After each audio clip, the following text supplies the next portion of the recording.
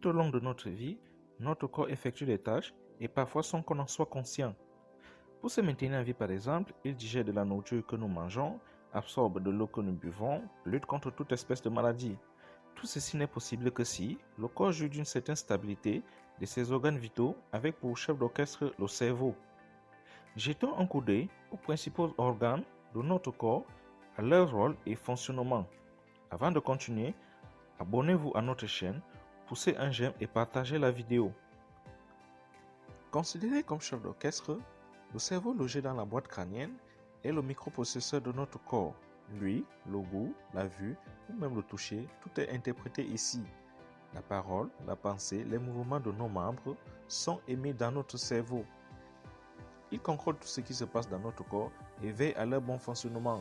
On peut citer les battements de cœur, le système immunitaire, le fonctionnement des reins, les besoins d'apport en oxygène ou en eau exprimés par la soif ou la faim.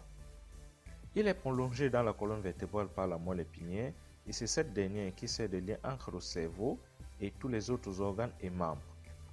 Le cœur, il est chargé de pomper le sang dans tout notre organisme. À partir des artères, le sang riche en oxygène est envoyé à travers tout notre corps. En retour, le sang pauvre en oxygène et riche en CO2 revient dans le cœur par les veines et le cycle recommence. Le cœur possède 4 cavités, dont 2 à gauche et 2 à droite, composées chacune d'une oreillette et d'un ventricule. Le sang pauvre en oxygène pénètre dans l'oreillette droite par la veine cave et est expédié par les poumons par le ventricule droit grâce à l'artère pulmonaire. Le sang enrichi en oxygène provenant des poumons revient dans le cœur par l'oreillette gauche grâce à la veine pulmonaire. Le sang sort ainsi du ventricule gauche par l'aorte pour être distribué à tout le corps. Les poumons interviennent principalement dans l'échange gazeux de notre corps grâce au processus de respiration. Le sang qui arrive du cœur par l'artère pulmonaire est riche en CO2, c'est-à-dire dioxyde de carbone. Par l'expiration, ce CO2 est rejeté dans l'air ambiant. Et par l'inspiration, on absorbe de l'oxygène qui enrichit le sang qui sera envoyé dans le cœur par la veine pulmonaire. Le poumon sert aussi à rejeter de la vapeur d'eau considérée comme excès par les reins et il est à noter qu'un être humain peut vivre avec un seul poumon. Les reins se situent sous les côtes, de part et d'autre de la colonne vertébrale et non dans le bas du dos comme le laissent croire de nombreuses expressions populaires. La fonction première du rein est d'éliminer les déchets toxiques produits par notre organisme et transportés par le sang. Il permet aussi de réguler l'équilibre hydrique de notre corps en éliminant l'eau par les urines, les selles, la sueur et la respiration. Il filtre aussi les sels minéraux nécessaires à l'organisme et maintient l'équilibre acido-basique dans le sang. Il est à noter qu'on peut vivre avec un seul rein et que chaque jour, plus de 80 litres de sang passent par les reins et rejettent 1,5 à 2 litres d'urine.